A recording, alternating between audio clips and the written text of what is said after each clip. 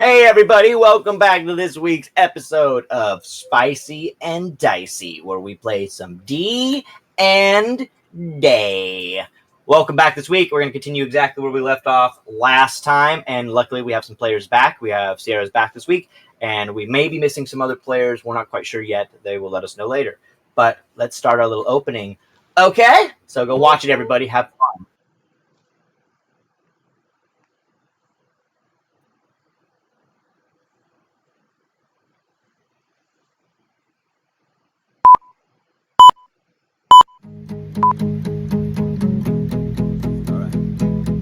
Make my mama proud, it's gonna cause a scene. She sees her baby girl, I know she's gonna scream. God, what have you done? You're a pink pony girl, and you dance at the club. Oh mama, I'm just having fun on a stage in my heels.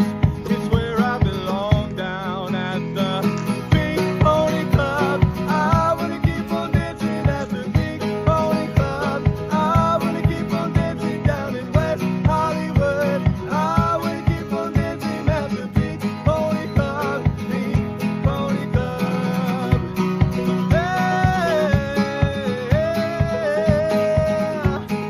Pink pony club. God, what have you done?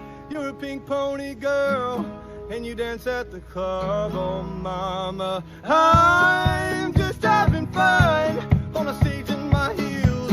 It's where I belong, down at the pink pony club. I wanna keep on dancing at the pink pony club. I wanna keep on dancing down in West Hollywood. I wanna keep on dancing at the pink pony club. Pink pony club.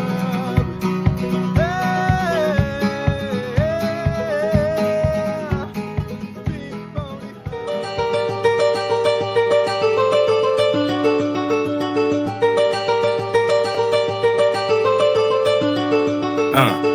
Fresh set of chainmail, I'm flexing. Courier pigeons, I'm texting. Got a grimoire so old, if your young ass read it, you would end up with depression. Her booty shaking the figure 8, cause I threw the balloons. 5 pence for the night, it's only right I get a room. I'm messing with it. These people wanna use a silver spoon. Keep a lookout for the Baron and all of his fucking goons. I need a wench who's gonna slurp up my hog. Don't kiss me on the lips, I might turn into a frog. On my high horse, till my steed trips over a log. All this fog ain't normal, there's a hag in this bog. I get silly with it, I'm gallivanting through your crops. And your daughter saw me riding, so she let that booty drop. She showing me her ankle, had her taking off her socks. Till her father came home and he taught me how to box. Smoking gillyweed and sipping mead, you can keep your booze. If you challenge me, then you can join our crew. We be campaigning, you at camp, waiting on a group. Got a cauldron filled with potions, I'ma call that homebrew. I'm a wizard, a knight, a rogue with a pipe. I'm dungeoning at day and I'm taverning at night. I'm a gnome, a dwarf, an elf, an orc, and you can catch me smuggling the Baldur's Gate port. I'm a wizard. Last time on Spicy and Dicey, we saw a memory from Pippa and Sett's past in the city of Zon, the rainy vacation town where Pippa was watching Sett in a cage match. A young Sett was in a fight with an orc boy and won the match, before, however, being abused by Stormcloud. Back at Pippa Park, the team had regrouped with Gaggle, Pippa's boyfriend, who had set up an amusement park in the town of New Harmony. Here, they got into a battle again with the Living Mountain, but quickly defeated him. They then spread out throughout the park to look around for more danger and gather at the medical tent.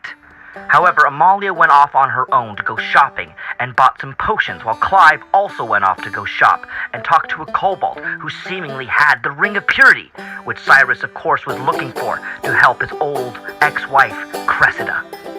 Back at the medical tent, Jaja warned Sakura and Sett that they would have to be asleep during the procedure to remove the curse that she had on his chest put on by Sett. Sett did not like this and stormed off, hoping that the ring could help him and her instead. Wendeline also had another vision, which seemingly showed danger.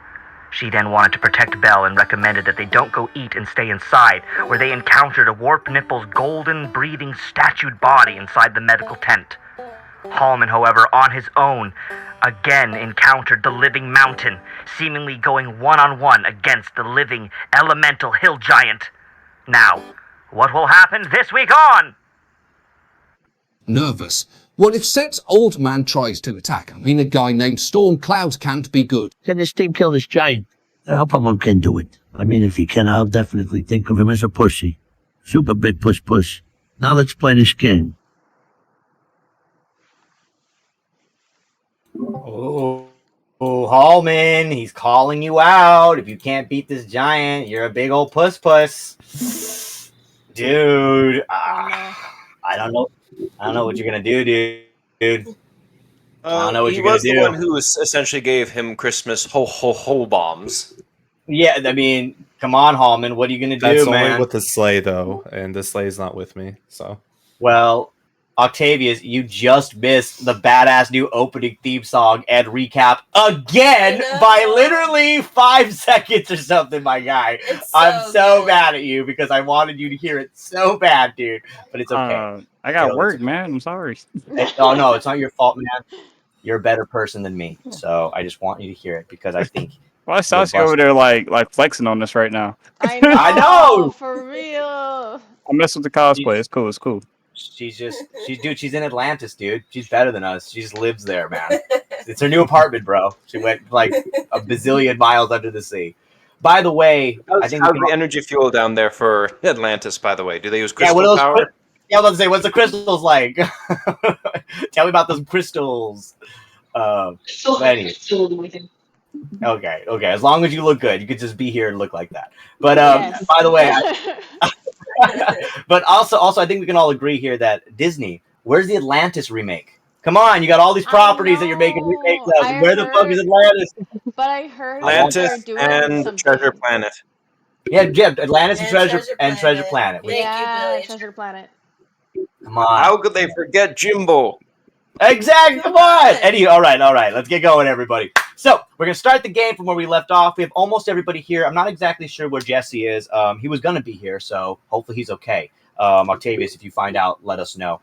But we're gonna start with you, Amalia, actually today. So if you guys go on the map, which is now I'm opening it up right now for you guys to go and play on. As you guys remember, you were at Pippa Park here in New Harmony, which was a new little amusement park set up by Gaggle, Pippa's dragonborn boyfriend, and you guys kind of got into a fight with the elemental giant again, and then he ran away while Halmon, you went off to look for this elemental giant again, and indeed seemed to find him.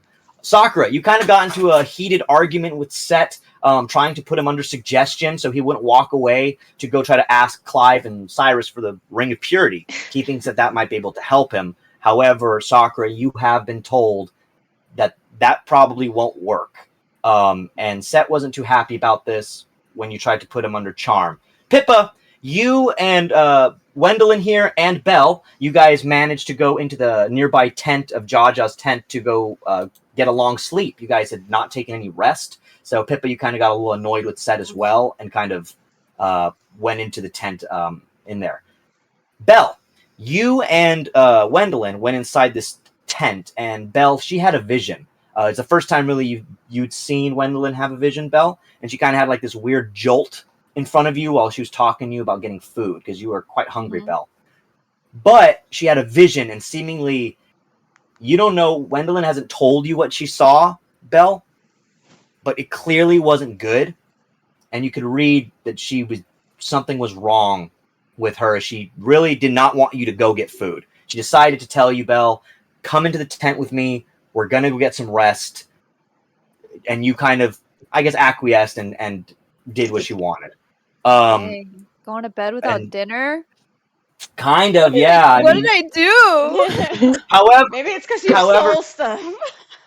Yeah, I mean, you did get caught. Not caught, but you did show Wendeline also that you stole the boots of levitation, which you also put on, Belle. So you are wearing them. And you kind of were caught, I guess if you could say, by Sakura a little bit. But you went into this tent. And Belle, when you guys went into the tent, you did see this golden statue of a dragonborn, and it seemed to be breathing. So it was an odd thing, and on the bottom of this statue of this breathing dragonborn, you saw a plaque that said warped nipple.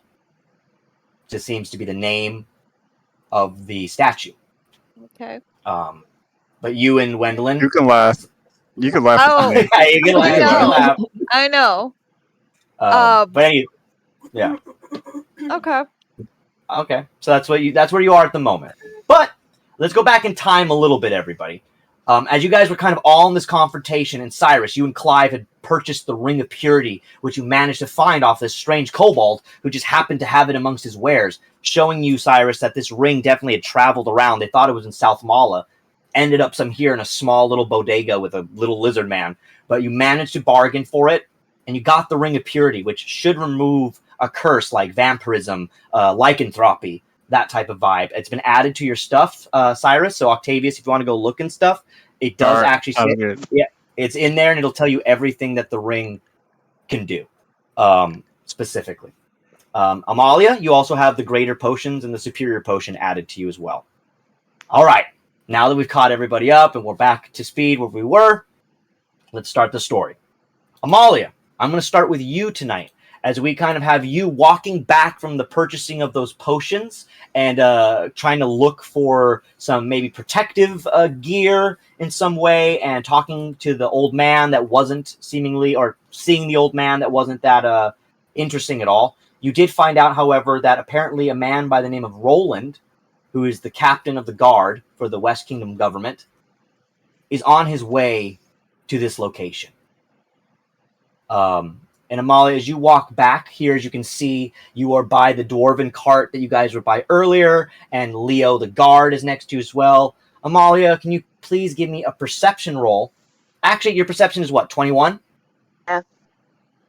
Okay, so you actually notice, yeah, it's pretty high. So as you're walking back towards this way, you make your way through that large crowd, but you do notice that up the road from you, I don't know if you're looking at the map, but you can see that your old friend Taco is right up the way, kind of veering off up the direction of this path into the carnival.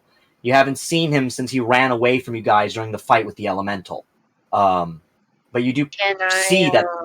Can I use investigation check to see if he seems suspicious or anything, or if he just seems to be kind of like chilling?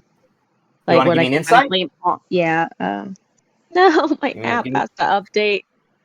It's okay. Mine did too. Mine did too. Yeah, It goes fast. I updated mine this morning. Yeah, it just updated a little bit ago. I literally just did the same thing before we started, so it's okay. Okay. Okay. It just updated. Now it's loading. You're good. You're good. Take your time. So, how was Georgia? Was it a good time? Did you have a good time? It was good? I'm sure it was. To be honest with you, Dragon Con always looks like a pretty cool event. It always looks pretty epic. Don't worry, everybody. We'll get to it. We'll get to it. No, we're just gonna be completely silent until she's ready. Yeah, just be quiet. Just be quiet. Everybody, we're gonna have a moment of silence for all the nat ones. Yeah, exactly. Pouring out for the nat ones. Oh, where'd she go? What the fuck? She gone! She gone! Oh, there she is. She's good. She's back. Fucking get some real dice. I have them somewhere. I just don't know my pluses. Okay, Yeah, insight 17. Okay. So as you look at Taco, you do notice that he seems very stoic. Kind of just like he's standing there, almost gazing off in front of him. He just seems to be standing there, like at the edge of a fence, kind of on this walk up to this area in the carnival, as you guys can see on the map. But you see that he's just kind of standing there. It's a little odd. He doesn't seem to be doing anything. You just see your friend, this pig with sunglasses on. He's just kind of. Is he? Just standing. He's not moving into any direction. Nope. He's just kind of standing. I'm gonna go walk up to him. Okay. He can move. So as you make, I got you. So he heads up. You head up in his direction. You kind of just see that he seems to be in some type of daze again as you seemingly walk up to him. Anything you'd like to do? I'm just gonna kind of get his attention. Hey, Taco, how are you? He kind of just continues to stand there. His face then slowly kind of turns towards you. You look at his eyes. You can definitely see Amalia from right off the bat. They seem to be glazed over almost completely as he kind of silently just stares to you. I am going to go find Sirus and Billy. Clive immediately. Okay, so do you want to try to head out of just run away from him? Is that what you want to do, or just trying to head off to them? I'm just gonna kind of slowly back away, like not make like myself like a big target, and then like as I kind of get farther into the town, I'm gonna like away from his eyesight. I'm gonna start running, looking for Clive and Sirus. Okay, you know what I'm gonna have you do. However, I'm gonna say you get to here. However, I want you to give me a deception roll here as you do this. I got a 33. Okay, so you seem like you're just kind of like, hey Taco, and he just looks to you blank-eyed, seemingly just staring at you, and you kind of just back off casually, and kind of get away. As you manage to head down the way, you walk past the food vendor here. You pass next to a drow guard. You also notice standing there by the large crowd. If you want to say anything to the drow guard, you can. If not, then Clive and Sirus are not too far away from this drow guard. So I'm going to let you choose. I'm going to go just straight up to them. Okay. So as you approach them, Amalia, you can see that they have just purchased something from a kobold, the merchant that was there, Timon. So Clive, Sirus, you kind of watch as Amalia is walking up to you, seemingly in a brisk pace. Sakura, you and Sett are a little bit further away from where they are right now, but they're not out of eyesight from you, Sakura. So Amalia, you go up to Sirus and Clive. Sirus and Clive, Amalia seems to walk up to you. Hey guys. So I just saw Taco and something feels weird, like really, really off. What do you mean feel really off? I saw him kind of over in the distance, called out to him. He didn't respond. He just kind of stared at me, like super blankly. Like I don't know if he is like almost like possessed by something or like in a daze. I don't know. Like it was really off. Like he's under suggestion. Could be. And then I kind of look over to where Sakura is. So Sakura is kind of as you both all look back. Sirus, you can as well, but Clive and Amalia, you guys notice Sett and Sakura seemingly in some type of kind of standoff, with Sett kind of looking at Sakura. Sakura, this is just right after the moment you tried to use suggestion on him, and you guys were seemingly kind of having a moment when he just really did not like that, and that was kind of where we cut you guys off at that moment when he was trying to turn away from you, Sakura. So Amalia, Sett, and Clive, you see that Sett kind of begins to head over in your direction. Anything else, the three of you? Anything else, or Sakura? Anything you guys would like to do at this moment in time? I think Sirus just looks at Amalia and goes, "Well, we'll investigate that in due time. Is there anything else that you found out that could be useful?" Can I use a perception, or would my perception like be able to see if like Sett was upset or like something had happened between him and Sakura? Like, does anything seem off? Well, I'm just gonna say this. Jesse's not here, so I'm gonna answer for him. Is that as he's walking closer to you, Sirus and Clive, and Sakura's kind of left behind him, he seems angry. He does look like annoyed. You can tell that he's clearly bothered by something as he seems to start to make his way closer to you. And Sakura, he's walking away from you. So Sett kind of looks. As I kind of notice that, I kind of trail off from like how I'm talking to Sirus.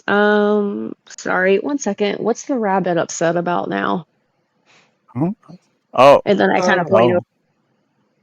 It's most likely something to do with Sakura and the curse that's on Yeah, it. probably something Sirus. about that.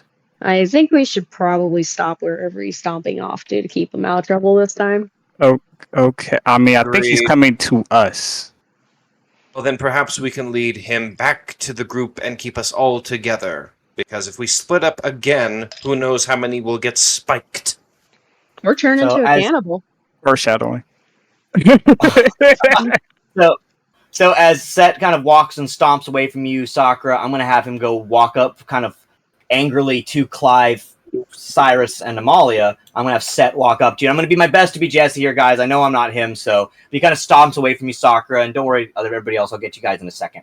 But Sett walks up to you, like Clive and Sirus. He's like, hey, did you guys get that ring?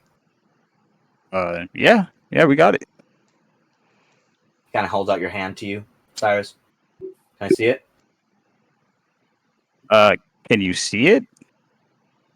I gotta see if something's gonna work. Well, I think if You mean if remove curse. the curse on you, Sett. Not the curse on me, the curse on her. He looks back to Sakura and just kind of looks at you. I was going to What? look at him dead in the eyes. It won't work that way. The kind of curse How do you you- have is not something that can be just waved away with a hand of magic. Sakura's gonna You know- yell because she can hear Clive with her elf ears, and she's gonna be like, "That's what I was trying to tell you." looks to you, Clive, looks back to Sakura, looks to Amalia, then finally to you, Sirus. What do you think? The Cyrus kind of like he thinks about it for a second, and I feel like he can really feel the energy coming off this ring, how powerful it is and how pure it is. And I would love to use the ring and see if it would work, but as I am hearing is her curse is it's bio. It's a thing that can only be fixed with surgery. Sett kind of just fucking looks down at the ground and he looks up again. Ah! Are you good, man? What is going? Okay, what is happening? What is? I'm not trying to like get on you. I'm just very curious. What is going on? Sakura is looking directly at Cyrus, like make him go to sleep. And I think he catches that, but he just shakes his head like, no, it's probably gonna make it worse. Like, so he's like, look, I don't know what happened in there, but we can see maybe there's another thing to do because I don't think the ring is gonna work on this. As much as I would love to help with that. I don't know how much time we have. You're the only one that knows. He looks to Amalia and then to Clive, noticing that you're both there. And then back to Sirus. You're the only one that knows that there's somebody really bad here looking for me, and now they all know, and we don't have much time before he might do something. If my old man finds me and finds all of you... We'll handle it, but the best way I can help you, my friend, is by whatever they said that can help you out. We have to try that. If it does not work, we will attempt the ring as a last resort. I will stay there by you, by your side, if that will make you feel better, and make sure nothing happens. I ain't going to sleep. I may have a solution for everyone. Well, if you... Wait, what do you mean you're not going to... You would have to be put to sleep for this, right? He looks back to Sakura and Jaja. The doctor. Whoa. Pippa's grandpa. He said that I would have to go to sleep, and then me and Sakura would have to go to sleep for this thing to be removed. I'm not going to do that. You understand? Essentially sedation for an operation. Yeah, if you do realize if you're awake and she's asleep, you're just going to hurt her more. You want her safe, don't you? You got to put aside your pride. You got to help her. You're the only one that can get her out of this situation. Sett, I also may have a means to help. What? What is it? I can make a magical barrier that no one can pass through except or who I allow. Can put it inside the tent while you are under with Sakura, giving you ample time to recover. And no harm will come to you. To no one. And if anything, if you feel uncomfortable about being there with Jaja, I can stay in there with you, or someone can stay in there with you. Sett looks to the group and then looks back to Sakura. He kind of lingers on you, Sakura, for a moment. Fine, but I'm only doing this for her. Sounds good. If it doesn't work, you have my word. I will try the ring. Right away. He looks to the group again. You guys keep saying that I'm friends with you.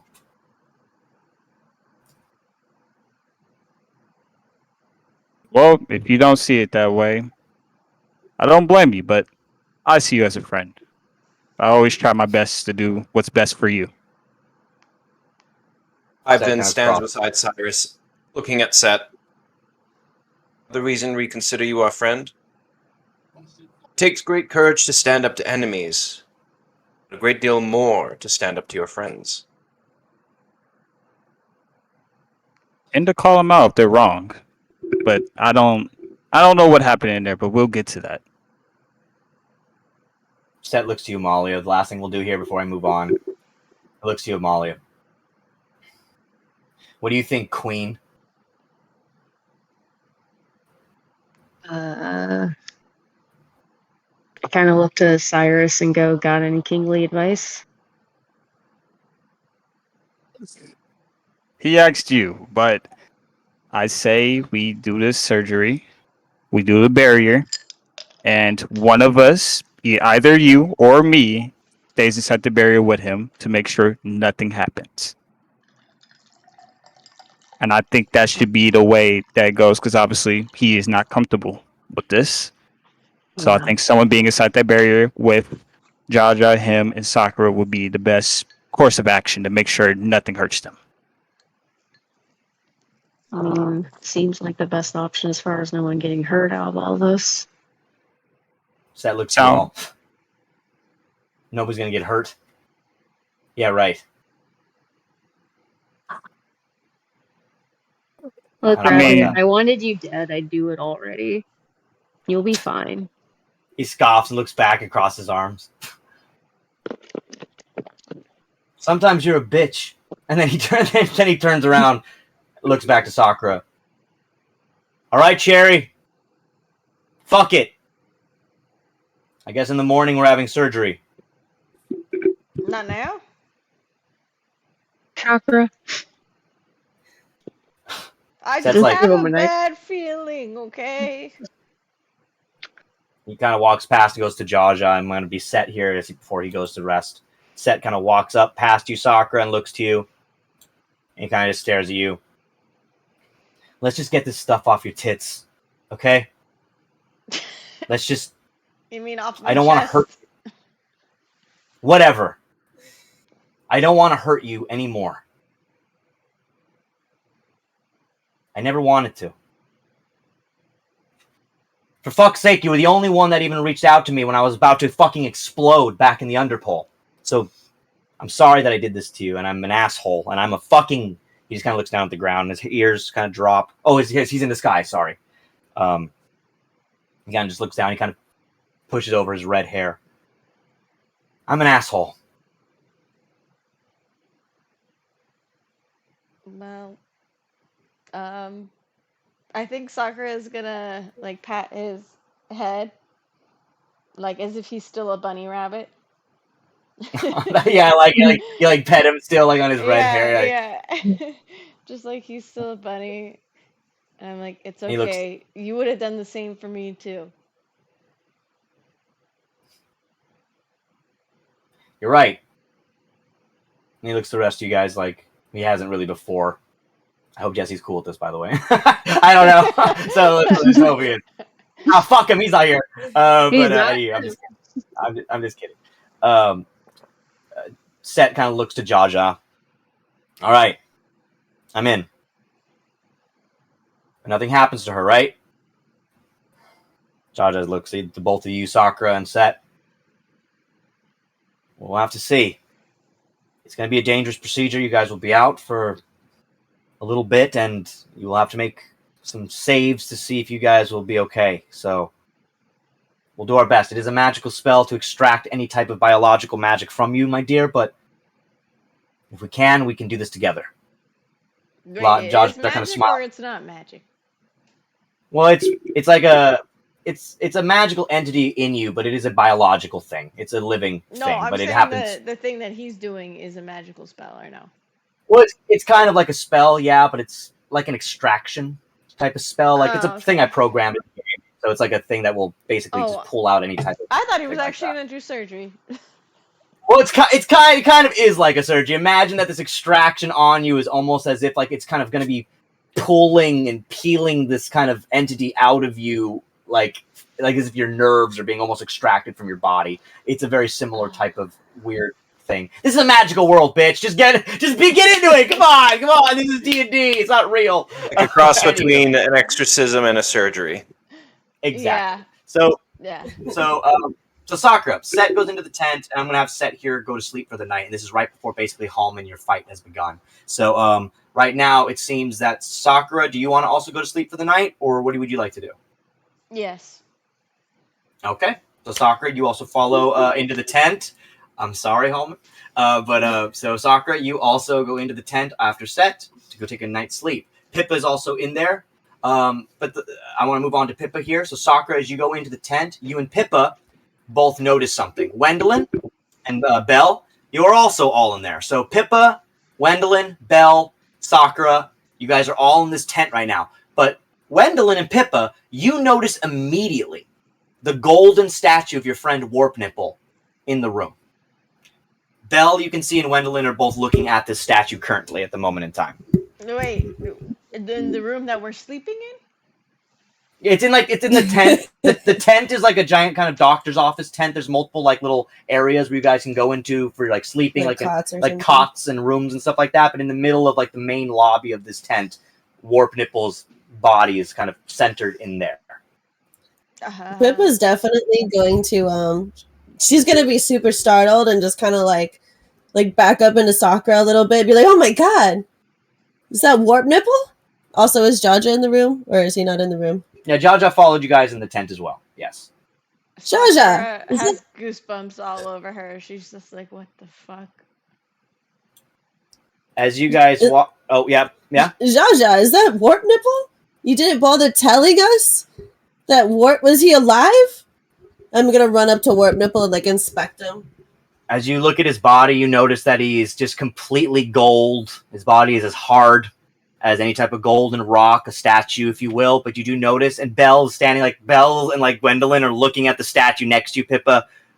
Belle, you seem to notice that Pippa and Sakura definitely know who this person is, seemingly, this Warp Nipple. So, anywho, Belle, anything you'd like to do while they kind of enter this tent and start looking at this statue? Belle, anything on your mind before you go to sleep?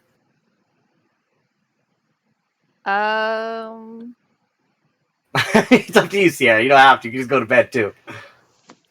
I don't know, like, well, because you said before it was like breathing, and yes, I feel like that would make her, that would make her uneasy. I don't know if Belle would want to sleep in a room with a statue that's breathing. Like, little trust issues here. I mean, she's recently fresh from the grave. So, you're just like looking at this giant golden statue, kind of just like heavily breathing right in front of you. Sakura, you notice, I would say that Sakura, Wendeline, Pippa, you probably all noticed that Belle is a little nervous by this. I mean, Belle, you're probably not trying to hide this, are you? Or are you trying to act tough? Or no? Okay. I think it's all right. Obvious. Okay, so like you guys both all three of you girls, I guess, notice that Belle seems to be like rather uncomfortable around this breathing statue. What would you guys like to do? You're all in the tent. Do statues normally breathe where you come from? I'm just gonna still stare at the statue and be like, no. Yeah, actually, okay. Jaja, is he alive? He's breathing. Hello, Warp Nipple. So as you He used to be our friend, Belle. Don't be scared. I guess he's fine. I don't know. Jaja, say something. So okay. So Jaja basically walks up to behind Sakura and Belle and Wendeline and Pippa, and Jaja kind of looks up at the warp nipple statue. Looks down to you, Belle. This is what we call a blessing, my dear. You see, this dragonborn here touched a very special artifact, and well, let's just say that now he gets to live forever. An eternal hero, covered in gold. And any time that he feels that the people truly need him, and that this place needs his help, he'll come alive. He traveled with this group, Pippa's friends here, and he helped stop this town from being killed by a dragon. And, well, he was brave enough to open up a treasure. At least that's what happened, right, Pippa? God damn it. Ugh, is he okay, though? Like, is he just... That doesn't always... sound very Yeah, much that like a doesn't blessing. sound... Yeah, that sounds more like a curse, not a blessing. I wouldn't want to live that way. That's not being alive. That's torture. Well, I guess it depends how one wants to live, my dear? Well, I don't think he wants to live like that either. I don't think anyone wants to be encased in gold forever, only to help people. That's not nice. Maybe he wants to do what he wants to do. This was forced upon him. It's not a blessing. What happened to his egg? He looks to you. Yeah, what's this? Well, that's the interesting thing, is that it looks like... He looks at Sakura. It looks like you have a new stepbrother.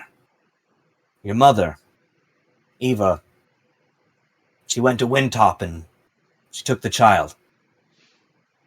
The Dragonborn is now being raised by the elves. And your mother's, well, she said that she would take care of it the best as she could. However, Warp Nipple remains here. I'm not saying that it's what I wanted for him. You were there when he opened it up. You could have stopped him, I guess, but... We tried to stop him. It was a sketchy idea in the first place, but... Is he always just like this? Like this, he just sits here, that's it? Well, so far he's only come alive one other time. There's a group of children that were outside of the park and attacked by wolves. The statue sprung to life and saved all 5 of them. That's it? Does he ever say anything? Not since he's fully turned, no. He has not. Well, I think it's a curse, and curses can be broken, so why don't you try to figure out how to fix them? My dear, I'm a doctor. Well, find someone that knows how to fix it. You're not doing a good job at helping people. You're supposed to keep people alive and help them. You're doing a bad job. Is Wendeline like here too, seeing this? Yeah. Wendeline is also here, yes. She's standing next to you. I don't know if Soft. Yes. I'm letting Belle do the talking because, like, go off, kid. Yeah, I'm gonna go creep over to Wendeline and kind of just whisper to her, like, can you like touch him and see if you could have one of those vision thingies? All right, Wendeline, you want to give me a vision roll? You got to roll a wisdom above a 15. I don't know how many times I can explain this. I can't just... Okay, fine. I'll make it. Wendeline, you just had a traumatic vision, and now you're like trying to do another one. So give me one. Don't worry, Halmon. We're gonna move on to you guys in a minute. All right, how do I do this again? Just give me a wisdom roll. Wisdom, and you have to beat a 15 for me, please. Wisdom check. Yes, it's just a check.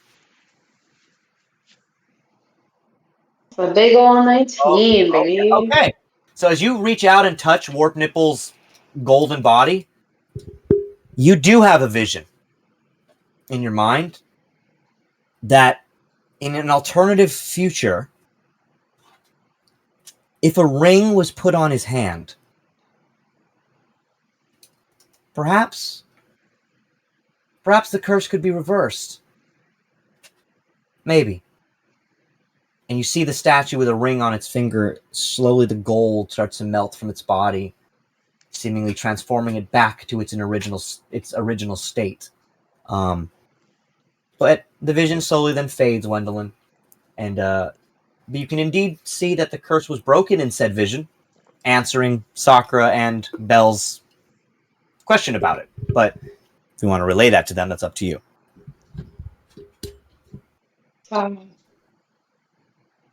As she comes back from her vision, it's possible to bring him back. Really? How? I wish I could tell you. There wasn't much for me to get from that, but it's possible. Well, what'd you see? Like any details at all? I mean, I told you guys, it's fuzzy sometimes. Sometimes I see things I don't know what happens. There's a lot going on when I see the future or what could happen. I don't even know if it can happen. Well, at least it's helpful. We know that we can actually have a shot. So yeah. To be fair, curses aren't just, an easy wave of the wand. I'm sure there's something complicated to it. Pippa wants to go up to Warp Nipple, as in a statue state.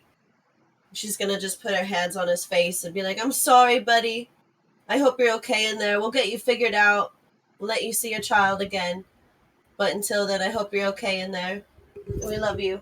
You kind of feel Warp Nipple as he does one large breath. Again, the statue just continues to keep breathing, and it keeps breathing. All right, girls, I'm going to let Wendeline, as you kind of reflect on the vision that you had. I sent you a message, Saucy. That might be something that they might want to know about. So from your vision, just something to keep in mind. But you girls, I'm going to have Belle, Pippa, Sakura, and Wendeline. You guys all then head to bed. You guys can all take a long rest. And stuff. I'm sorry for you girls, but I'm going to move on here just because I want to get to Halmon and stuff. And Sierra, don't worry, I'll get back to you after the break because I know you missed last week. But you girls are all going to take a nice long night's rest as Jaja kind of shows you guys to your tents. Sett also kind of is there as he listens to all of this, and he looks over to Warp Nipple, kind of examines the body, and then he kind of goes over to you, Pippa, one more time. Hey. So, you said you knew this guy? Yeah, he was one of our good friends, and then, like you heard it, he went and opened a box. He got excited. He thought it was gonna be treasure, and he slowly started turning gold. He left us to try to go fix it. He also had to worry about his child. He had an egg. He looks to you. A child? Yeah, he had his egg. He had to go take care of. He was a new recently found out father. He kind of looks you up and down. We got to make sure this kid isn't thrown into, where you used to hang out. No, we can't let that happen. And honestly, I was almost one of those kids. Look, I don't want to talk about this again. Let's just move on from that.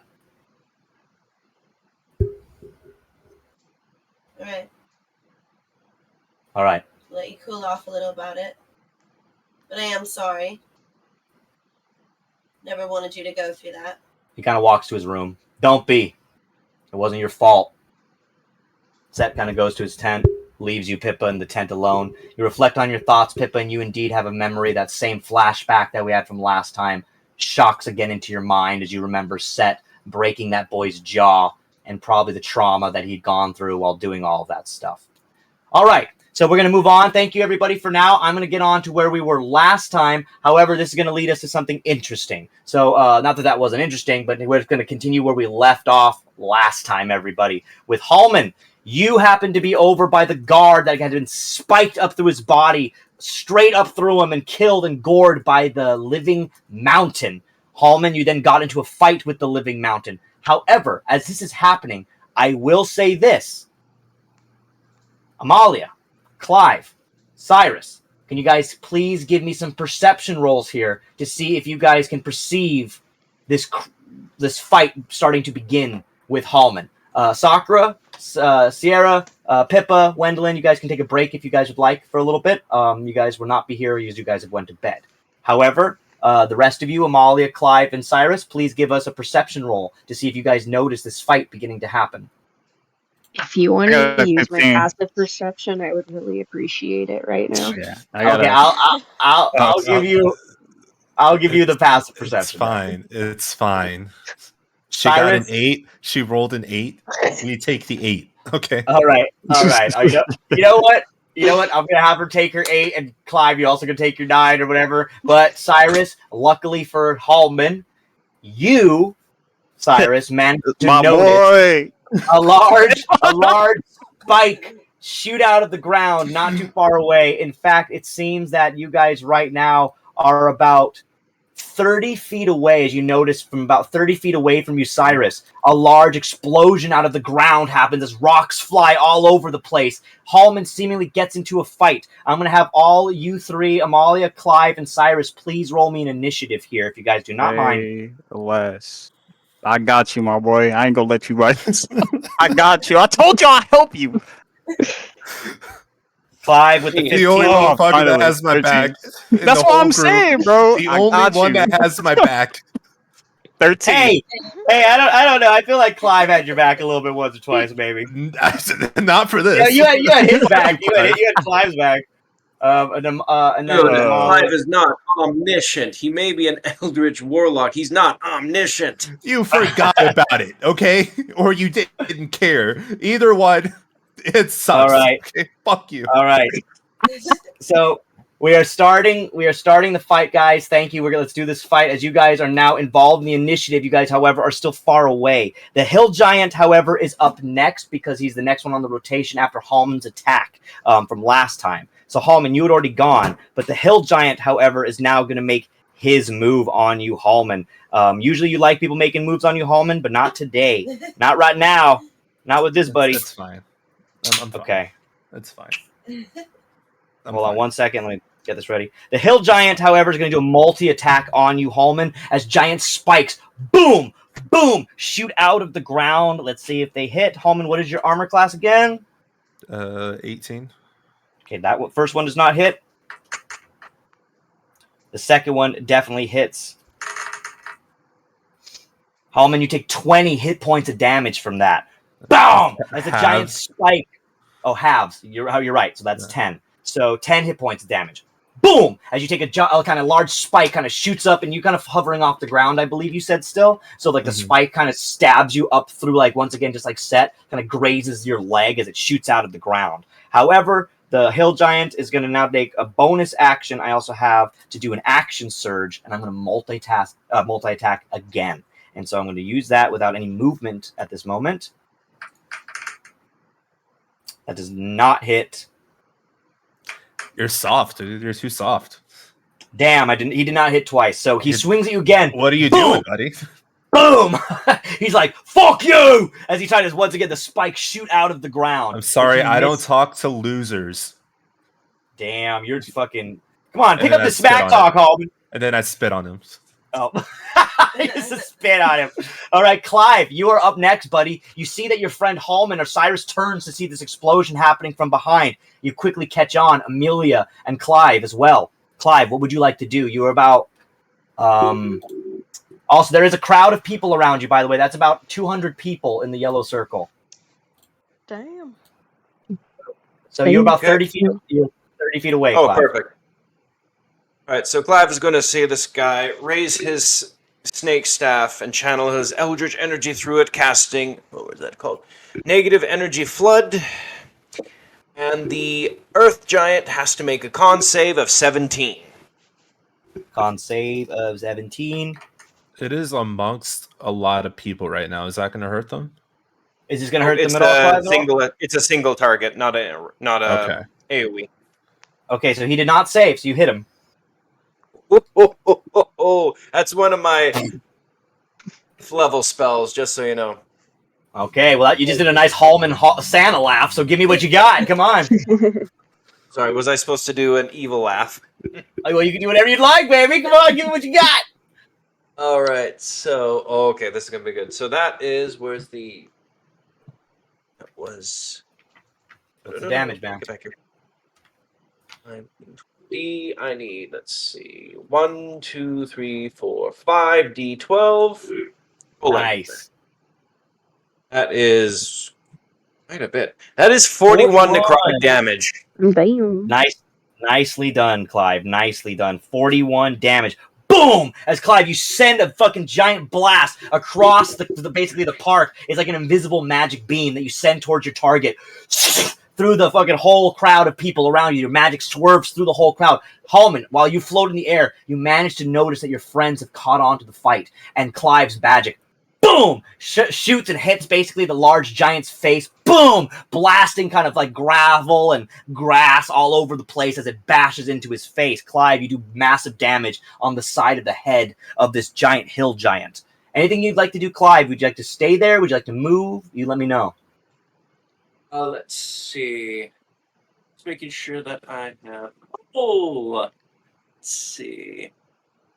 So Clive's going to action surge, and I can do that. Yes, you can.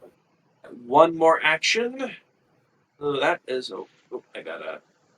Bear with me. Just gotta make sure I mark down the spells I can't use. All right, so he'll just go with the regular Eldritch Blast for his last action. He'll just 3 rolls for 1 for each beam. Yes, sir. Alrighty. You just have to break a armor class, please, if you don't mind. Ooh, 26 for the first one.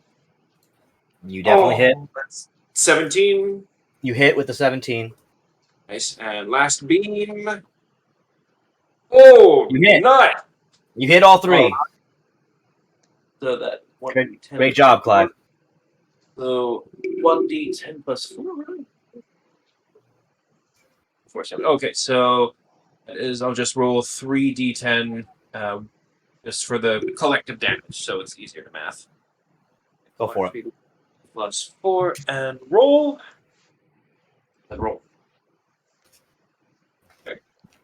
All right, so that is 24. 28 force damage.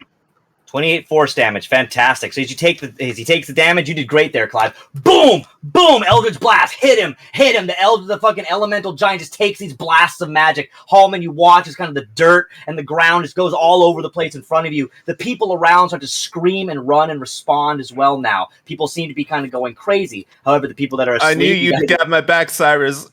You a real one. I got you. I'm on my way. But that was Clive. Give him his credit. Thank you, Sirus, for having such powerful magic. Because you're far away, you don't know that was Clive. So, all right. Well, at the same time as this happening, you actually have somebody else joining in your fight, Halmon, that you don't realize is there. But all of a sudden, out of the crowd, I'm sure you noticed there, you have an ally that joins the fray with Tommy B. Gobbo. He runs out of the tent that is nearby in the crowd of people as he sees the screaming. He sees you, Halmon, from across the crowd. Tommy yells to you, "Aye! I'm finishing up my concert in here. What's going on out here? What the hell are you doing? What's happening?" Do you see this shit, Tommy?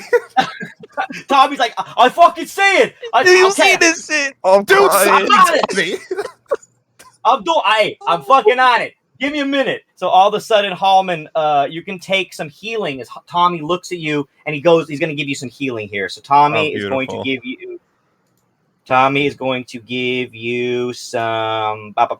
word as he reaches out and he kind of points to you. He's like, "Halmon, for you!" He kind of throws you 15 hit points. You can take 15 hit points back as he kind of just chucks them your way. And you get some magic from Tommy. I'm gonna be at the next one, Tommy. I'm gonna be at the next concert. I promise you. Front row, motherfucker. Front row, motherfucker. I'm gonna sing "Fly Me to the Moon," and when I do it, I'm gonna do it to you, you son of a bitch. I'll get you on my set. I'll take you to the fucking moon, Tommy. You and me, baby. Take me to the moon, baby. So he says that to you. Tommy then ends his turn, and Sirus, you are up next, followed by Amalia. So Okay. Sirus, you are finally up. Sirus doesn't even like waste time. I put haste on myself as my eyes, instead of glowing a red or a yellow, they glow a bright blue. With Love it. now that Sirus is using his own magical abilities, and he runs over, and then as my bonus action, I will be using Vow of Enmity, which will give me advantage on each attack. Love it. So are you gonna run like basically straight up to the living Yep, mountain? straight up to him, and I'm gonna jump up in the air, and I'm gonna like spike the floor with my sword. And I'm about to, so like, boom. Yeah, I'm basically gonna put it all into like one big attack with all the rolls I'm about to do. Okay, you can do it as long as that's your attack and you hit. Yep. So okay, we're gonna get the sword all with advantage now. I got haste. Alright, so let's do this first one hits. That most definitely hits. That is a 29.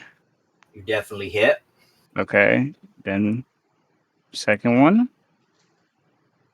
That's again a 19. 29.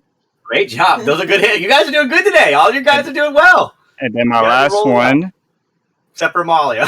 Amalia hasn't gone yet. Okay. And I got a nat 20. I got a nat 20. Oh, shit. A nat 20. So there we go. You can give me 20. For that one, you can give me the maximum damage that you can do. The maximum. So the maximum out. Okay. As in, like, you can add up your dice to the maximum that they can give me. Okay. All right. Give me a sec. All right. 4.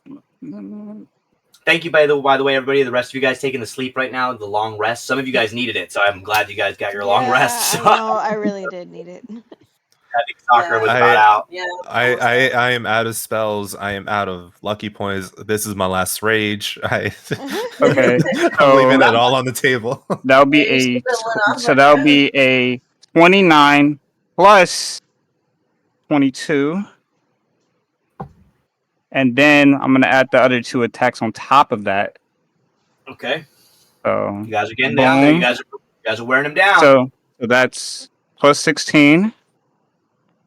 Okay. And then one more.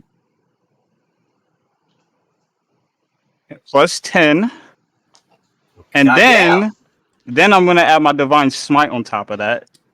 Oh my god. Sirus, you gotta pull out these types of moves more often, buddy. Oh yeah, no, I'll be ready, bro. You're ready for today. You're like, I'm gonna kill this motherfucker. No, I'm tired of him, bro. He hurt Bell. I gotta kill him. Okay. Okay, so that's gonna be my first divine smite. That is gonna be a 3rd level. So I'm gonna make it 3d8. So this is on the first. That is a 13. Damn. You know what? I'll hold it at that. I did 90 damage in total. Yeah, you did. So you brought him down to like only like 60 something hit points. So he's pretty low. We're getting there. Oh, you said 60? All right, no, I'll add one more. Oh, okay. I'll add one more device smite on it. Amalia, you might be able to bring him down. Hey Sirus, when you're done, you got to spit on him. Oh yeah, don't worry. Really disrespect him. Just Hawk too. Yeah. Not the bro. You got to spit on that thing. All right, and then that is a 11. So that would be 101 damage. Okay, so he takes another little damage. Okay, so Amalia, you are now up as he basically is now just getting bombarded by you. This, by the way, he doesn't have any reactions. I thought I programmed in reactions, but he doesn't have any. Fuck. So anywho, you're too dumb to react, you bitch.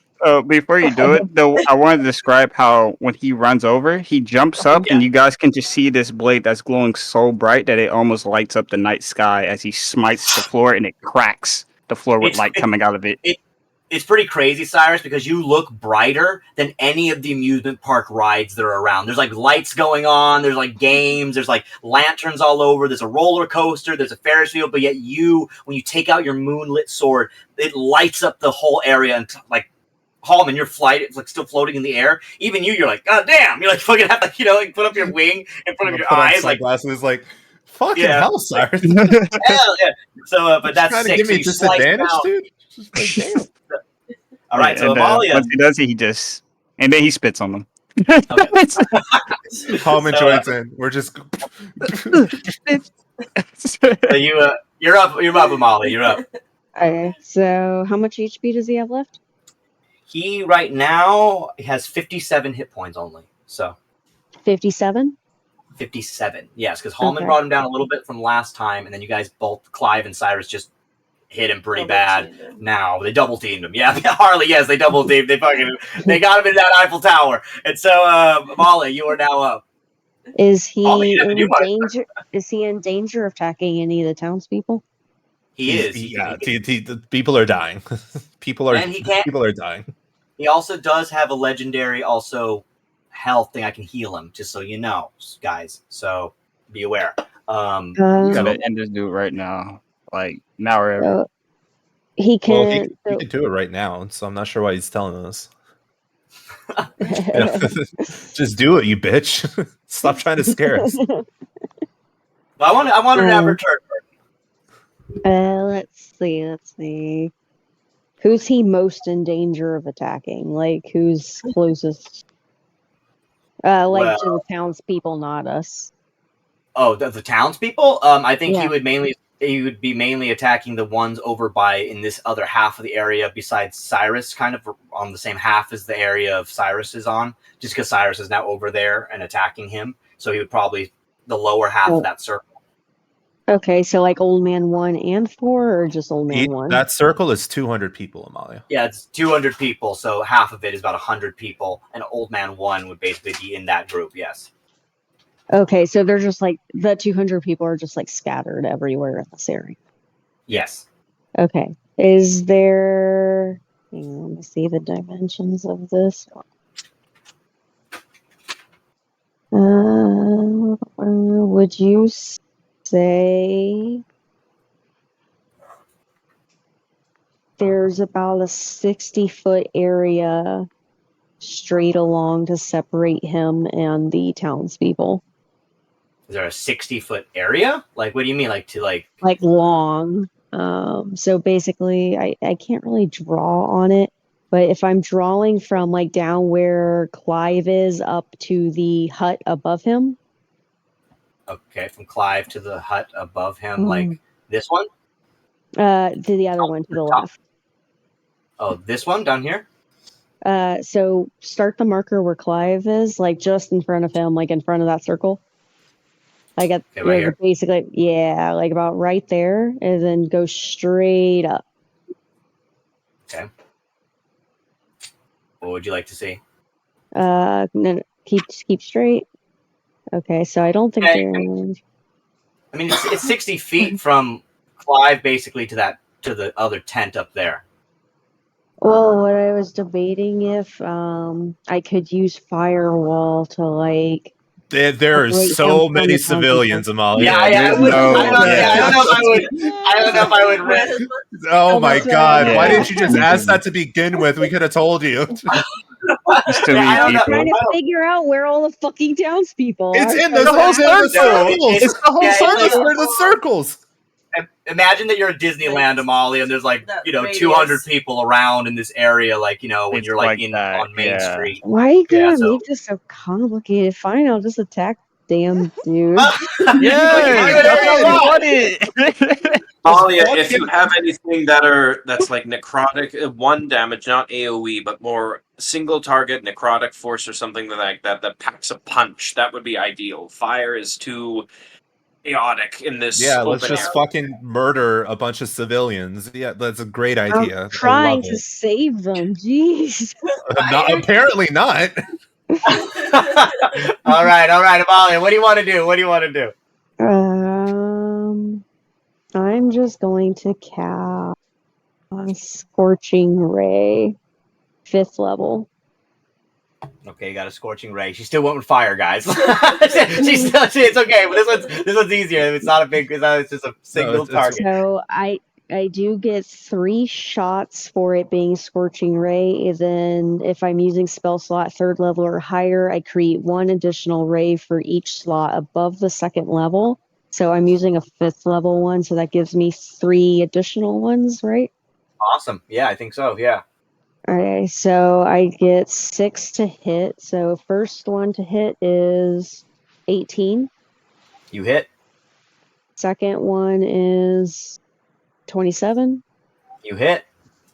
Third one is 27. You hit. Fourth one is 22. And you hit. Fifth one is 11. You don't hit on that one. So you got 4. And then sixth hit is 26. You hit. So you got 5 out of them. So great job. You guys are doing great today. Out of 5, it does 4. 4. Lord. Okay. All right. Keep pushing. Keep pushing. Keep pushing. 7. That's just one of Guys, them. I'm trying to do math. You're being a very cliche 10. magic user right now. I just want you to know that. 10. Okay, so I got 5. And 7. Okay, great. 14, 24, 29. I got it. I got it all. You're good. Okay. 33. You're good. I got you. So, Amalia, boom. You definitely do all those hits. Fire blast, fire blast, fire blast, fire blast. You hit every shot across the crowd. They're going crazy. Those screaming Amalias, half of them start to go crazy. However, Amalia, I will say this. You did do a good enough job, I will say, by sending these fireballs out, or sending the fire, like the scorching rays out, and Clive sending your magic through the crowd, and Sirus going through the crowd as well. I will say that you guys managed to get 100 people to notice and out of there. So 100 people, let's say half of the crowd, has ran away from that area. So you definitely managed to get it. What happened to the 6th firebolt that missed? Oh, I'm gonna say. Yeah. Well, I would assume it just whisked past, like it just, or just hit the floor and just like fizzled out. It is fire, probably fizzled. I don't know. What would you like to have done, Halmon? Do you want me to kill somebody with it? I don't. As you know me personally, who the fuck uses fire in a group of people? Halmon, I'm gonna let you. This is your fault now. Halmon, you roll 1d20 and see how many of her scorching rays that did hit kill people. Well, it's just one. Oh, I thought Not you were one gonna say incoming it was right gonna. now. I thought you said it was gonna like burn off his hair or something. 12. No, it's gonna kill people. It's gonna kill. 12. There's consequences. Oh, Amalia, you just killed 12 people. So unfortunately, Amalia, with that, Who the fuck is using fire? With one bolt killed 12 people that fast? Tom, why do you have to say something, bro? The damage was 0. Well, the damage is not 0 for these unfortunate souls, Amalia. They just got badly fucked up by you. So, okay, they didn't get killed. They didn't get killed. Okay, I was gonna say killed is crazy. They didn't get killed. But Jay, can I rule this? Could I suggest this then? Because it's scorching ray. You use scorching ray, right, Amalia? Yeah, that's the one. So it's not a ball of fire; it's a beam. So the 12 people essentially they got caught in what would be like a laser beam. So badly burned, but not. Yeah, exactly. Like you just shot a laser beam through like 12 people. Doing that, Amalia. My God, you for 2 days and you stop caring about the common people. This is completely on you for this time, so shush. You put this idea in Jay's head, you couldn't keep the mouth shut. And Hold on. This is Halmon still talking. Clive, you sit down, you cannibalistic fuck. Okay? All right. No room to talk here. All right. Let's move on. There's plenty of room to talk here. Oh, we got a Halmon. Me and Clive are fighting after this. Clive. I was about to say, is this Billy's first Denny's parking lot fight? Is this Billy's first one? Okay, so everybody, let's go on because I want to get back to Sierra and Wendeline and all them too. So as you guys are in the middle of this fight, Halmon, you are now actually back on deck on the roster. You might be able to be the one to take him out. However, I will do this here, guys. I'm sorry, but he's going to do a legendary heal. So the giant, you watch Halmon before we get back. Before we get back to your turn, you guys watch as the body of this giant starts putting itself back together. The pieces of the earth start seemingly sucking back into itself. It's kind of creepy, but like the piles of dirt just kind of remold into the body, and he's going to heal himself. So hold on, I got to do this. Why should be like 3, 4. He's gonna take. It's not that much actually. Goddamn. Okay. Oh no, Damn. 14. Oh. That's not my fault. It's not my fault. No. What is his what's his HP right now? He's only at like 40 at the moment. So bro, if you don't finish him off right now, I probably won't. I can only hit him. So I'm raging. And he goes. He has another turn next. I can technically use another legendary heal if I want. Oh, that's not 20. Okay, well you hit him. So give me the damage then. All right, hold on. Remember, it's the max amount, and then you. Are you still doing the max amount? Okay. Yeah. Yep. So that is 26 plus. I'm raging. Hold on. How much is my rate? So it's 28 for the first one. Nice. Got it. You might be able to get him, Halmon. I'm assuming a 20 hits. Yeah, you do. Yeah. Okay, that's another 15 for the second one. Well, then you technically killed him there. Technically. Oh, okay. Then yeah, nat 20. Boom. Let's go. So as you basically, Halmon, we're back up a deck with you. We all of a sudden, Halmon, as you look him dead in the fucking eyes, as this kind of mount starts putting his body back together. You ain't gonna have this. All of a sudden, in the background, we start hearing, "Mom, what have you done? It's a pink pony girl. It's a pink pony girl." The visualization I want is I'm leaping, falling in front of Sirus with the final slash at the same time, spitting in front of me. Bro's the baby, bro. As you just both super hawk to us straight into the giant's face, we just hear Pink Pony Club. I want to keep on dancing at the Pink Pony Club, and we just see you just bash. Give me the hit. What do you do to him? Where do you hit him in his face? So the face is being rebuilt, right? Yeah, it's putting. So basically, I just want to go straight from the top all the way to the bottom, between the front teeth, even. And as the gash opens, I just want to shove it open continuously. Oh, yeah. And then I want Sirus to get on the other side, and we're just completely ripping him in half. Okay. So Sirus is cool with it.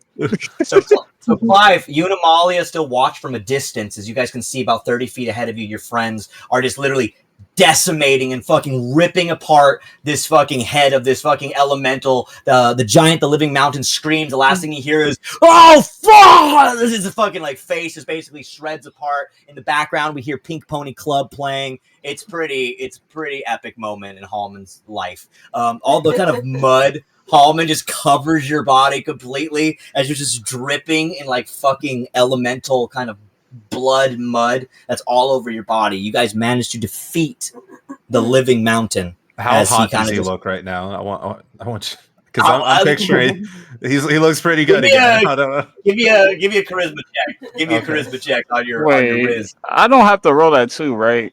I don't. Oh no, you do. You definitely do. How sexy do these boys look? As Clive and Amalia watch. Wait, what do I have to roll? I got an 18. Oh, you got to. You look pretty good. Wait, what do I have to roll? Charisma. Just regular charisma. Okay. It's not that good, bro. Come on. I'm sorry, dude. I asked for me. Hold on. What did I get? Yeah, I got a 21. Okay. So you actually look better than Halmon.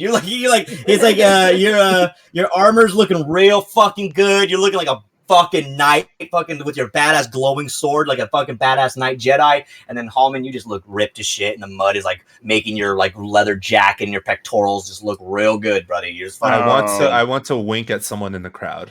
That I want to make eye contact with someone. Tommy Bigabo, he's looking at you like. No, a random person, not Tommy. Tommy just rubbing his nipples to the Pink Pony Club. You just hear Pink Pony Club. He's just sitting watching you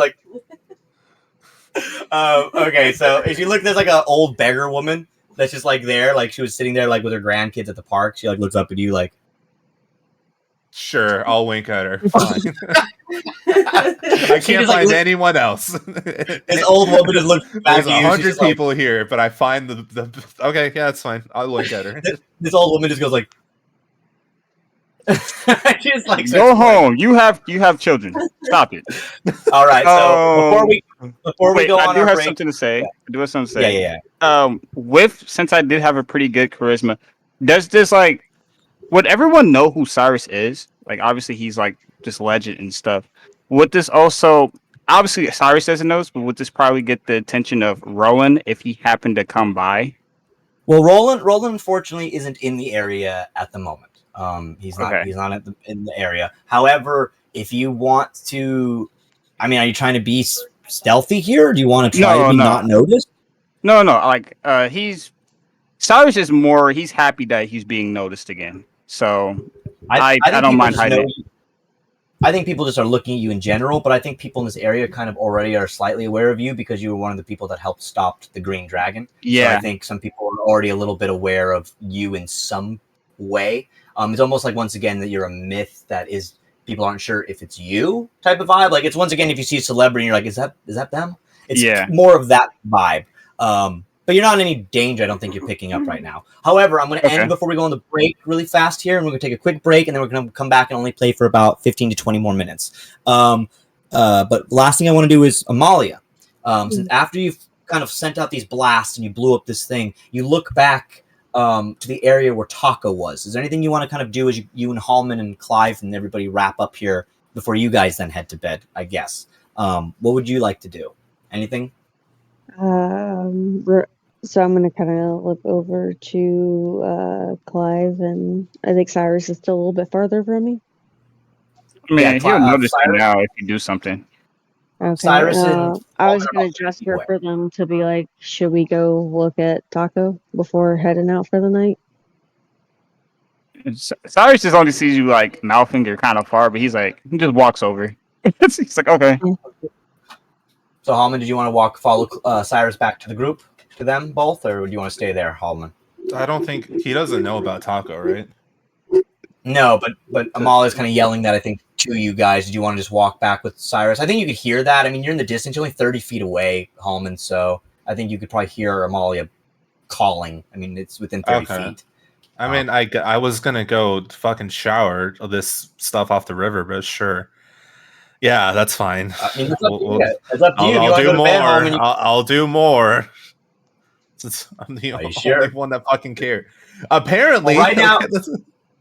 All right. Well, all of you guys now gather outside of Jaja's medical tent again, kind of that area a little bit outside of there before you head over to Taco. Are you guys sure that you want to go do this, or do you guys want to get rest, or you are? I think we should have Taco's possessed, right? Well, he says that he's Clive said he seemed to be under suggestion. So, and I suggest we reconvene in the tent all together, because a lot of us need a lengthy rest. If he is possessed, it could be a trap. But if he is possessed, that means he might do something while we're sleeping. Yeah, that's what I was going to say. Or if we walk over to him at Trap Springs, does anyone still have all their spell slots? I have one left. I have some sorcery points, so I actually have everything. I even have Dispel Magic. How? What do you mean how? I only use Actually, Cyrus, I have a pack as well. You have Dispel Magic. Can Cyrus see Taco? Like he's within line of sight? Taco is, I think, a little bit far out of his line of sight right now, actually. He's around the corner behind this tent. I don't know if Cyrus will be able to see him exactly. Actually, Cyrus, I guess you could. He's about... I think I could see him. 60 feet away, but he is through the crowd, so I'm going to say you'd have a disadvantage on anything like that. Would I have to roll for it? Like would I have to roll? Well, it depends on what you're trying to do. Just try to see if he's there. He wasn't really sure about Taco. Let's see that. I'll say that you can still see Taco still kind of in a dazed state standing there. Okay, so I can visually see him. Okay. Yeah. All right, and he looks to Clive. What were you suggesting I do? Well, if he is under some kind of suggestion, maybe you could dispel it. I can try. Dispel Magic is 120 feet, so I most definitely can see if I can do it from this distance. All right. Is there anything special with that I have to do that you have to do? I always forget with Dispel Magic. Is it just a thing that happens, or is it like yeah, it's just a thing that happens. It doesn't have any type of check from what I'm seeing right now. All right. Yeah. Okay. So he puts out his hand and he... Well, actually, hold on. Let me get to within 60 feet of Taco. Okay. Just in case. So I'll go right here. Okay. All right. And then, Cyrus puts out his hand. He snaps with blue energy coming out, and it hits Taco. You hit him. You see that he's definitely he gets like hit by the dispel magic, and you see like his body kind of twitches and shakes, and he kind of goes to like a deep kind of like and then kind of like lets out a breath, and you can see that whatever had him under some control. Taco then looks around. You see that the pig kind of looks around. He does not know what's going on. He has no idea that you guys have done this to him. What has happened to him? Halmon, you can see Taco, so you actually can see him from where you are. He seems a little out of it and confused about where he's at, the park, everything he's around, and he seemingly begins to then start running off into the crowd of the park. Is there anything you'd like to do, Halmon? You want to let him go, or can I fly to like keep up with him, like keep an eye on him? I mean, yeah, if you have a pretty good fast speed, he's only going to be like walking kind of into this crowd of people. Yo, he's running. He's running. He said, "Go get him! Get him! Get his ass!" I mean, yeah, he's running. You're just like running around like you're just. Halmon, are you literally chasing a greased up pig right now? Apparently, dude. Like the days just won't end for Halmon. Okay, their responsibilities. Right, no one else is gonna do this shit. I wasn't going to the trip far. Last thing we're gonna do before break is Halmon, give me just a dex check here against Taco to see if you can catch him here. I want to just see that for a second. Can I use acrobatics? Yes, let's do acrobatics. That's fine. Okay. Beautiful. That is a 17. He got a 19. So unfortunately, this pig, can I have advantage since I'm flying? You can have advantage. Okay, I'll give you advantage. I'm flying. Okay, roll one more time. Okay, that's okay. 17 plus 6. That's a 23. Fuck you. Okay, so you managed to get Taco. He's like squealing and wiggling out of you, and then he notices that it's you, Halmon. So then he stops. That's how you end up to get him, because he notices that it's you. You got him. Chill, dude. Chill. He's like, oh, Halmon. Oh fuck, dude. Get me out of here. We got to go in somewhere now. Get me out of here right now. Where? I don't know. Get me to a tent. Get me somewhere. I don't want to be in public right now. You gotta get me the fuck out of here. Fine. Shit. I pick him up and I'm flying him. All right. So let's say you guys head back to the tent. Yeah, I assume we all go to the tent. All right. So that's what we're gonna call it a break right now, guys. I'm gonna go on break. We'll be back in about 4 minutes. So just be right back with me, guys. And we're gonna start with you guys have just gone into the tent, and let's say that you're all gonna take a long rest after you get in there. But we will continue our discussion. Sierra and Wendeline and Sakura and Pippa, you guys will be rejoining us here for the second bit. So we'll be back in a little bit, everybody. Enjoy the break.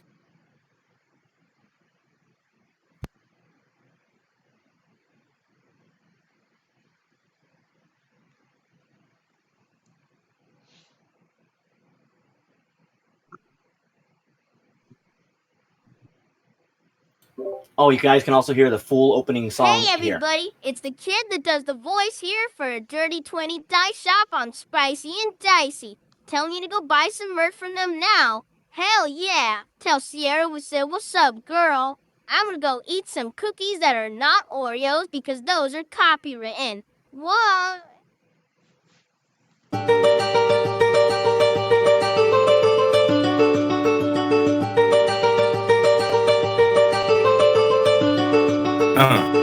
Fresh set of chainmail, I'm flexing. Courier pigeons, I'm texting.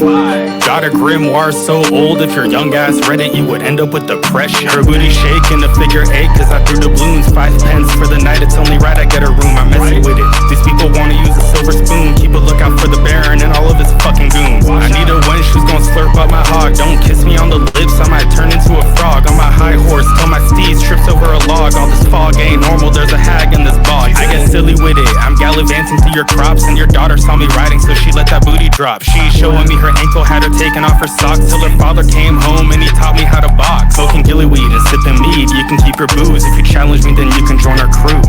We be campaigning, you at camp, waiting on a group. Got a cauldron filled with potions, I'ma call that homebrew. I'm a wizard, a knight, a rogue with a pike. I'm dungeoning at day and I'm taverning at night. I'm a gnome, a dwarf, an elf, an orc, and you can catch me smuggling the Baldur's Gate port. I'm a wizard, a knight, a rogue with a pike. I'm dungeoning at day and I'm taverning at night. I'm a gnome, a dwarf, an elf, an orc, and you can catch me smuggling the Baldur's Gate port. I got 99 problems, but at least my maiden doesn't look like a goblin.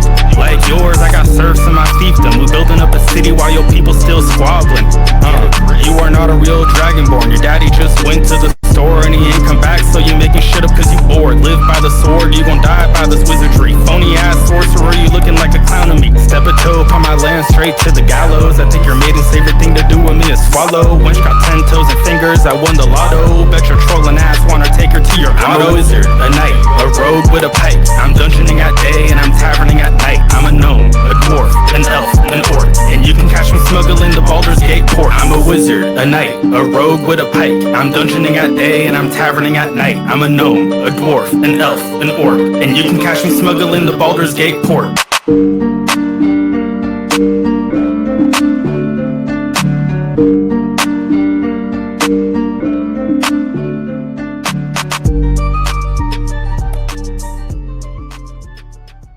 For comes a loaded gun, black ties for everyone, can you read my mind? Fall in my arms again, grey stones that break apart, French braids, demonic art, the dead come alive. Fall in my arms again, I'm scared of the dark, my friends. What do you fear, my love? Hold on, you're breaking up.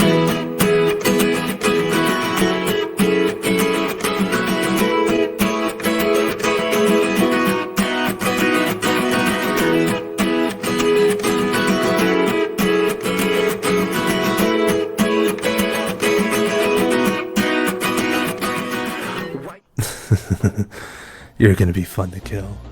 Let's have some fun then.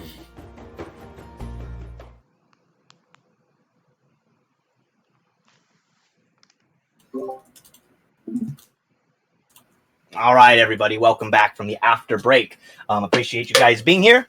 As always, I appreciate also you guys having fun when the team is split up. I know sometimes that can be a little much because we have to break it up just because there's so many of you. I love playing with so many of you. Your characters are all so good. Anywho, thank you for being here tonight, and we're going to play for just a little bit more, guys, because we started a little bit later today. But we are now all back inside the tent at Pippa Park together, seemingly. A lot of the crowd managed to escape from that last attack, about 100 people that were there, despite the 12 that Amalia laser beamed. Basically, it gave some pretty bad third-degree burns, too. But it's okay. You guys managed to kill the living mountain. Is it okay? Is it okay? I don't know. Okay I don't know. They will be forever fucked up, and they will always like look at that scar, Amalia, and just remember you for forever. Also, and one how of them save them again. Also, I didn't want to tell you this, but one of them was an army vet, and the other one had Down syndrome. So you literally, I mean, I'm just saying, out of 10 of them, 2 of them were pretty, like, just saying. Worst queen ever. All right, guys. So as you guys head back to the tent now, you guys head back into Jaja's tent. Clive, you follow behind Sirus, Amalia, Halmon, you carrying a very shaken taco as this kind of shivering pig with sunglasses on sits in your arms. Halmon, he looks up at you like, you're going to make sure I'm okay, right, man? You're going to make sure I'm safe? What's after you, dude? What happened? Oh my! You guys weren't there. Oh, you guys don't know. He looks to Amalia. You didn't tell them. You didn't tell them. What?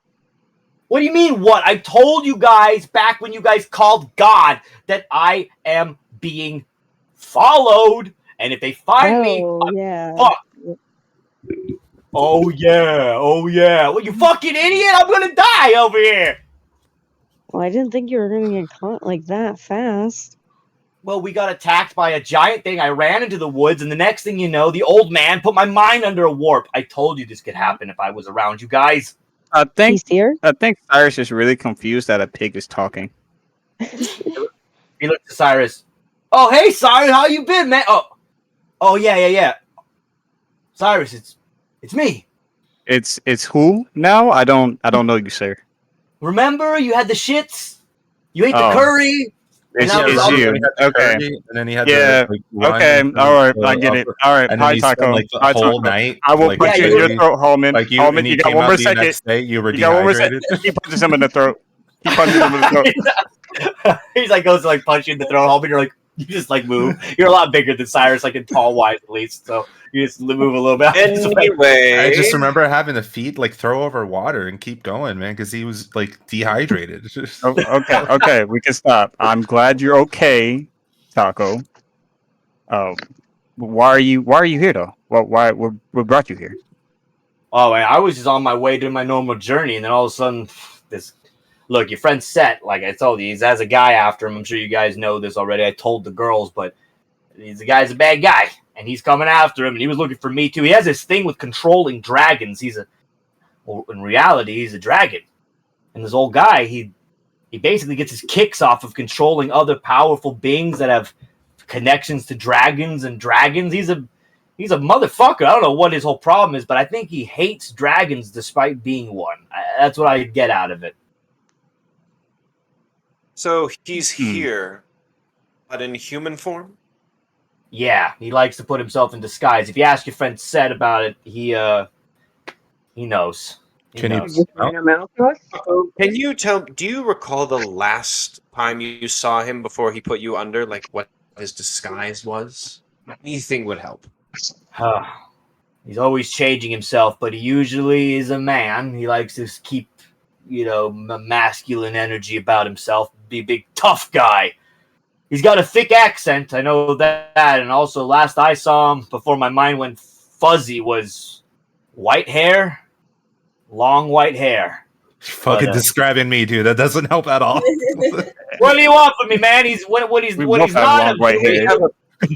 I was going to look at Halmon and then back to Taco. Do you have a beard?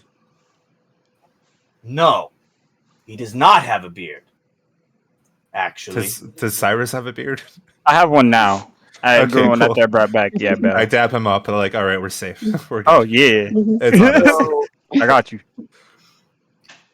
Does he have a particular favorite style of clothing? Like a signature style? I don't know him as well as you guys' friends did. I don't know him that well. He just tried to get me to, be a recruit in his fucking whole mission of eating the rich. A whole thing about killing people that make money and taking money from people. It's a whole thing. I don't want to get into it. Your friend Sett, like I said, he's the guy to talk to. Apparently this guy and him are like real close. What did he want you to do? He wants me to join his crew. Apparently a lot of his fighters have either died or left him. So he's trying to go around recruiting some more strong dragons and strong, I guess, fighters for himself to use. So his empire essentially is falling apart, and he's looking for strong replacements. Yep, and apparently your friend there, the rabbit, apparently that was his favorite one. We are on a clock then. And I suggest everybody rest up and get a good night's sleep. I feel tomorrow is going to be very, very busy. Yeah, I know that's what I'm going to do.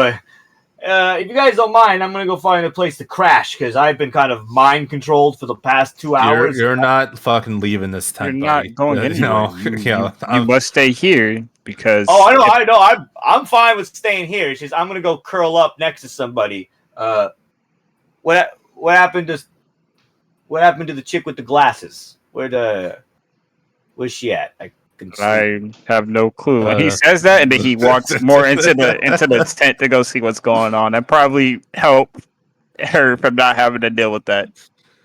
All right, so Taco also entered. As you guys all enter the tent, you guys all get ready for bed for the night. Most of the girls are already in bed and all this stuff like that. However, here I want to do a quick little change. So, Halmon, Sirus, Amalia, and Clive, did you guys want to go take a rest as well? Yes. Well, is there quote like unquote rest for me. Yeah. Is there a way to like? I mean, I'm assuming Home is still like fucking filthy from the blood and the mud, right? Oh yeah, I mean, you just came in from that fight. So is there a place to like fucking get Yeah. clean in there? Yeah, Okay, yeah. Just okay, imagine cool. Good. it's not a tent, guys. As in, like, I know on the map it's a tent, but imagine, you know, like when you go into Harry Potter and you go into a fucking magic tent and it's like a house and an office and all that shit in there.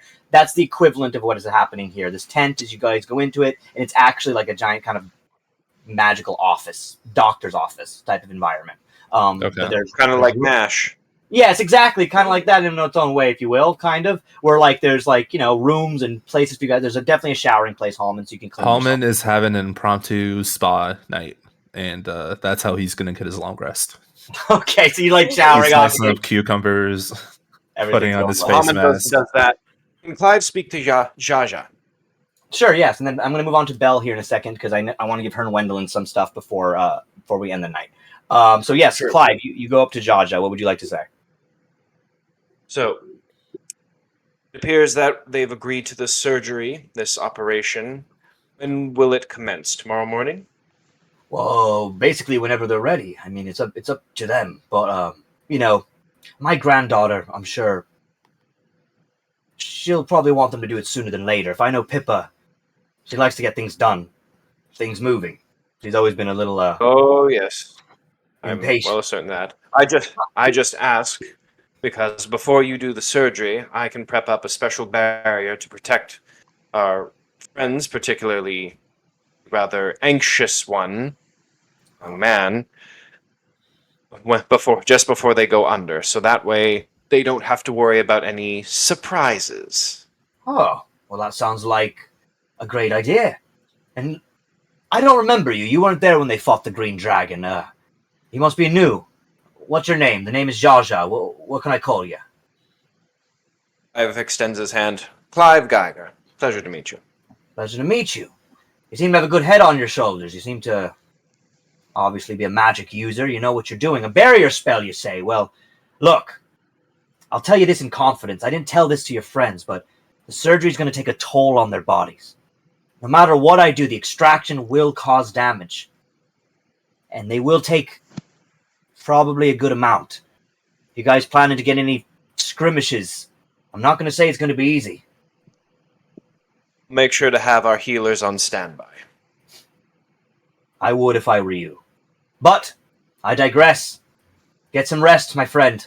It was a pleasure to meet you, and please, he looks to Pippa's little cot area. Keep my granddaughter safe. She gets in over her head. She's not the smartest one in the bunch. She is quite rambunctious, but you have my word, my friend. We shall keep her safe to the best of our abilities. She's always been crazy, but, you know, with her parents being so... My son, he was wild too, but us loons carry it in our blood. He kind of shows you their family crest of the loon. He has it kind of on a pendant that he holds up. It's a classic bird, the loon, but has two horns on its head. Our family can be wild sometimes, yes, but we always want to do good. I can understand that. I was a father and husband myself, so I know the rambunctiousness of a family. Yeah, that I bet you do. Well, good night, Mr. Clive. Have a good evening. So You as well, Jaja. Jaja makes his way to his own area of the cot. He kind of stops Clive. You see him linger on Pippa's area before he moves on to his own. Cyrus, before we end the night, I want to go to you before we go over to Belle. What would you like to do, Cyrus, before you go to sleep?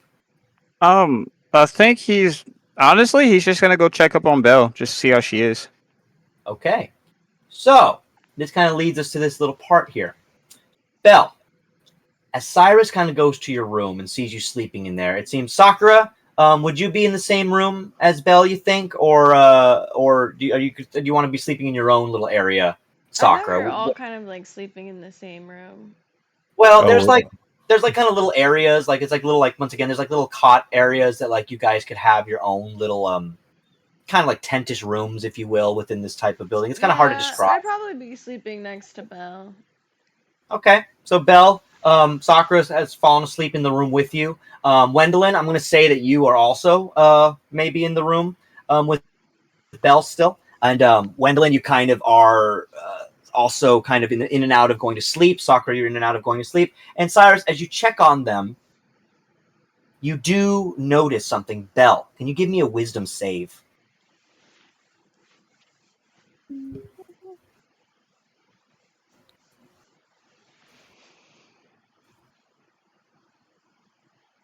What'd you get? Nat 20. A nat So 20. Oh, you should chilling, bro. Chill. Ate that shit. Okay, so That's as the third one tonight. So as you, Sirus, notice that Belle almost like she kind of has a shiver in her sleep, but the moment that you enter the room, Belle, the shiver and almost this dark kind of nightmare coming into your mind surpasses. It is almost like let go, and you manage to just have a nice sleep. Your brain gets comforted. You kind of roll over and turn into Sakura, and like you're kind of like literally like you and Sakura almost like facing each other, but you're just like so little compared to Sakura that she just looks like total big sister as you kind of like are leaning into each other. Wendeline is kind of sitting more in the corner, kind of still trying to keep her wits about her, but Sirus, you can see that Wendeline is very much kind of falling asleep as well. However, Sirus, I need you to give me an insight, please. Okay, I can do that. Okay, I'm gonna use my real die real quick. See how this goes. Yeah, he wants to fudge the roll, so. Stop it, bro. Okay, so. And what is this again? It's insight, I guess. Insight. You can do an insight or perception, whatever you'd like. I'll have you choose that. Okay. All right. I got a 17 plus 7, so I got a 24. Okay. So as you see Belle kind of like shiver in her sleep and then turn over, you have a feeling that that shiver just wasn't out of nowhere. That your presence as you came into this room disrupted something.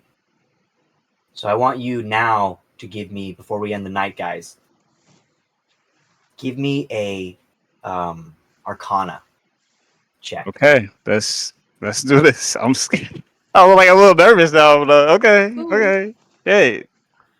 Yo, are you about to kill a kid? Hold on. I hope not. Okay. I think he's about to kill a kid. Wait, so is this? You said this is what is this again? Arcana. Oh wait, I got advantage on that bitch. Hold on. I got advantage on that bitch. Well, Hold she's on. gonna say you got an 18 plus No, 6. my first one was a Halmon. 12. My first one was a 12 plus 6. So let's see what my second one is gonna be. A 15 plus 6. Okay. So better than the 12. It's all right. You get on both of them, honestly. So you feel something in the room, and you notice that laying down besides Belle, you almost notice on the other side of her a shape of a body, almost like wanting to like curl up next to her, but it's invisible in a way as you kind of notice. That is a child.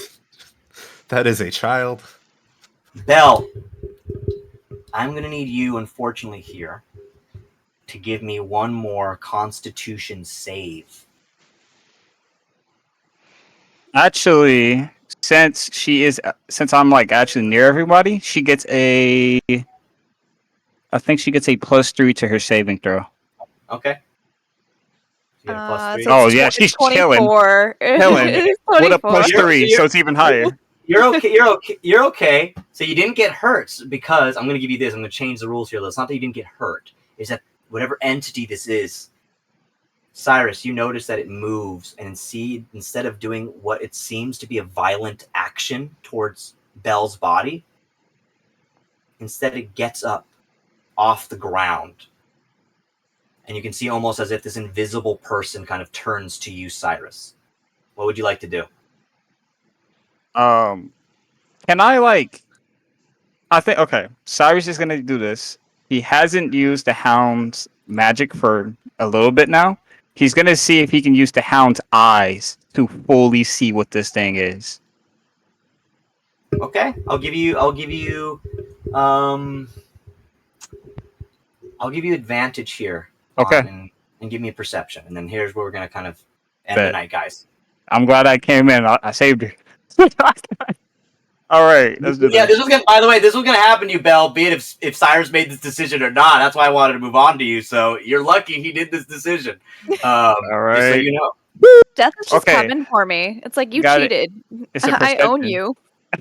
This is now a Final Destination role-play game. You may have just hit the nail on the head, Bell. Okay, so I got a 18 plus 2. Okay.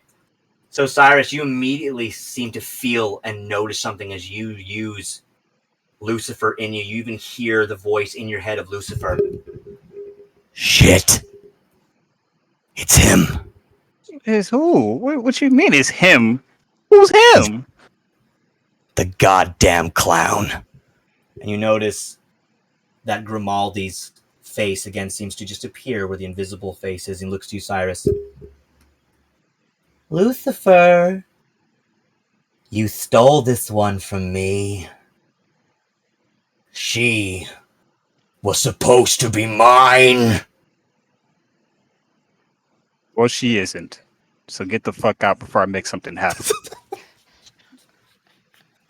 All right, give me last thing of the night. This is the last thing I want you to do, Cyrus. The last roll of the night. We're going to see how it starts next episode.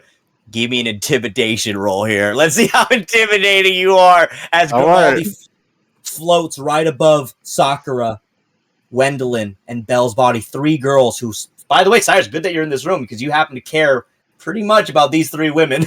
Belle, Sakura, and Wendeline. So, I mean, they're pretty big girls in your life. Oh, bro can get shit on. I got a 16 plus 8, so I got a 24. So he looks to you. Grimaldi clearly knows that Lucifer is inside. He looks down to Belle's body. And back to you.